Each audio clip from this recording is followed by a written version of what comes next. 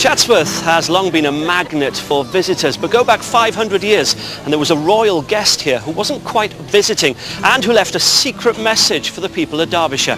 Pam's been finding out more with historian Kate Williams.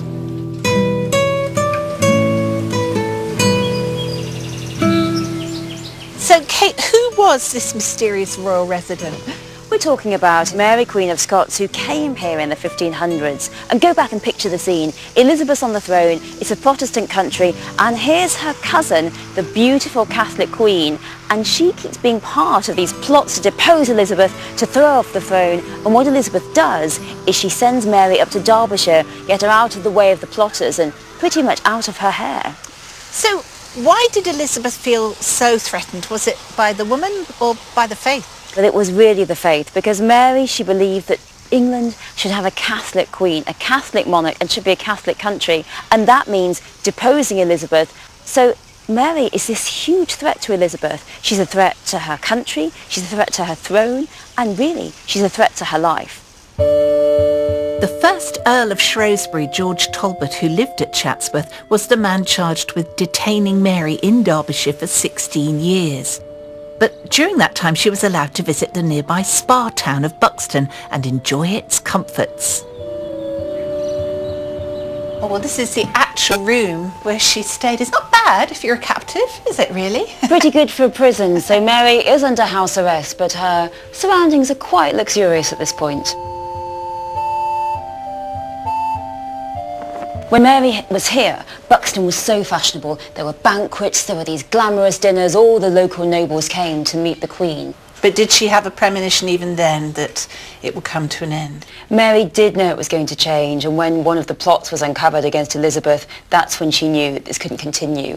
And what she did was she wrote with a diamond ring on the glass, this is a replica here, a goodbye, and what she writes in Latin is it's Buxton, whose warm waters have made your name famous, perchance I will never see you again, vale, goodbye. And that, it's pretty clear, she knows that the fun times are over. And her faith, I guess, would have become even more important to her. Absolutely. And this we can see here, she also scratched with her diamond ring, this time in French, the language of her childhood.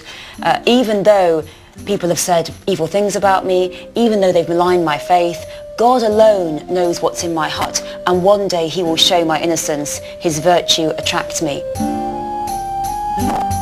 But at the age of 44, Mary would be condemned to death by Queen Elizabeth. Elizabeth realised that even though she put her in the middle of nowhere, there were still plots, Mary was still retaining her Catholic faith, and so Elizabeth had to go to some more determined action, and that ultimately led to execution. It's this amazing story of conviction and courage and an unshakable faith in God.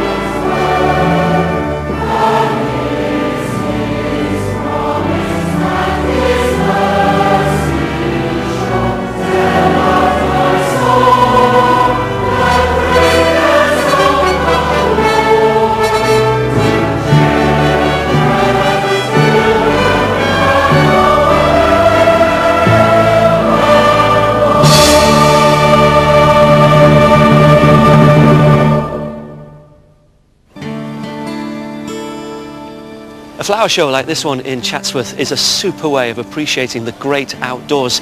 And our next guest has spent the last 2 years starting a new life as a farmer, having enjoyed considerable success with the boy band JLS.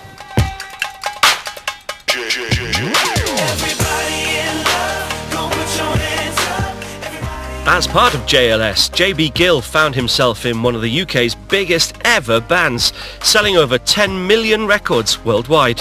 But when they called it a day back in 2013, JB took a complete change of direction, becoming a farmer and settling into family life on 10 acres of land in Kent. I can't think of any other pop star, okay, who travels the world, has adoring fans and gives it all up to be a farmer. Well, what were you thinking? I'm definitely unusual. It was something that just happened quite naturally, to be honest. A few people mentioned to me that I should do something with the 10 acres of land that we do have. And as I sort of researched different types of farming and what I could do and how I could do it, I love food anyway. So for me, kind of joining up all the dots of how it's actually grown and cultivated or reared is just an incredible thing for me and something that I'm very passionate about. Would you say it's easier to find God on the farm than it is, a packed crowd in Wembley? Absolutely. I find when I'm outside, especially when I'm working with the animals and it's just myself, it's just incredible. I can definitely sense the presence of God, and you're literally just observing whether it's the beauty of your surroundings or looking at how the animals interact with each other or interact with you. You were brought up through faith. It was a Pentecostal church, wasn't it? Yes, yeah. What was that like? It was incredible. I really enjoyed it. I obviously love singing. I love the music, and I was always encouraged to play a full part in attending church and that being part of the family, especially my mum's side. But your work with JLS, it's fair to say, took you away from the church a little bit. Was that just because of time constraints and stuff like that? Yeah, I think a bit of both. For me, my beliefs in general were still very, very strong. But, it was definitely something that as I grew older, actually you want something more. There's a presence that you miss. Which you then search for. What about getting married, becoming a father? Did that bring you closer to God? Absolutely. For me, I got to a point where I was like, well, what do I want to do with my life? What do I want to stand for? What are the things that I'm passionate about? How do I want to live my life? What are the sort of things that I'm going to bring my children up believing? And for me, obviously, having the Christian faith at the centre of that, I think is very important. I think it's important for anybody to make up their own mind, but as a father and as someone that's responsible for a young person, you're just getting that exposure to a lifestyle that you believe in. Do you think you have to go to church to be a Christian? I don't think you have to go to church in order to believe in God, Of course not. And I think for some people, it's not possible for you to go to church every week. So I don't think it's got to be you have to go to church in order to do this, but I do believe it helps. And how do you feel coming somewhere like this today? This is just incredible. You enter the gates and automatically you just get a sense of peace, a sense of tranquility. You can't help but see God's work. And so, You've Raised Me Up. It's a song I know well. Why is that important to you? Why do you like singing that song? Well, firstly, it's brought me out of retirement. And also for me, it's just such a great song about empowerment and, literally lifting you up. And if I was going to choose any song, it would definitely be that one to sing.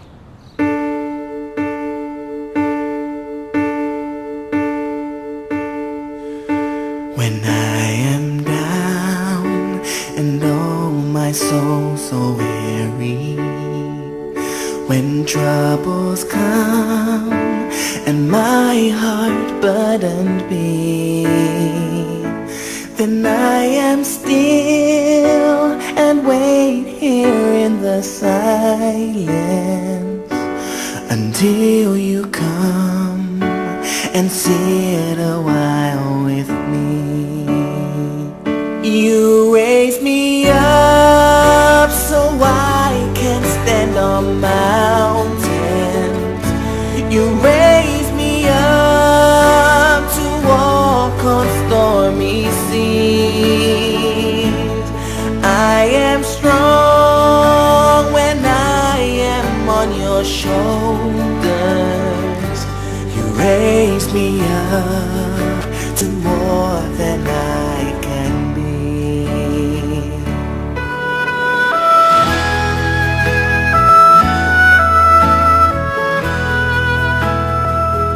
You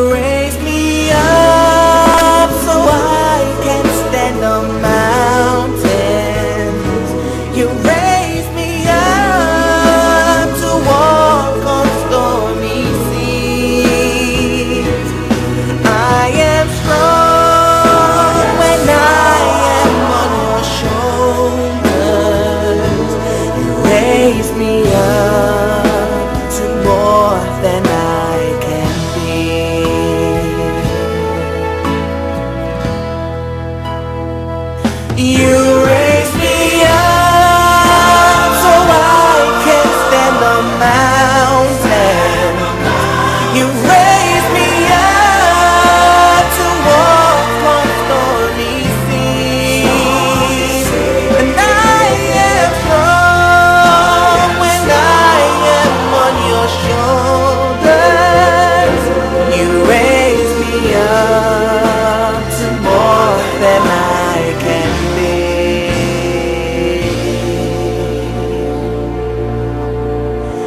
You raise me up to more than I can be.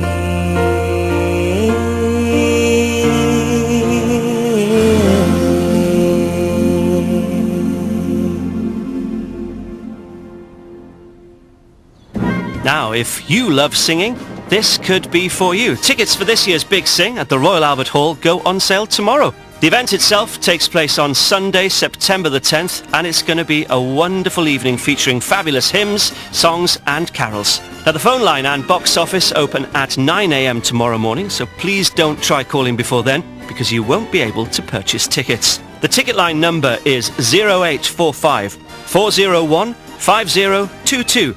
That's 0845 401 5022. Calls cost 2p a minute plus your network access charge.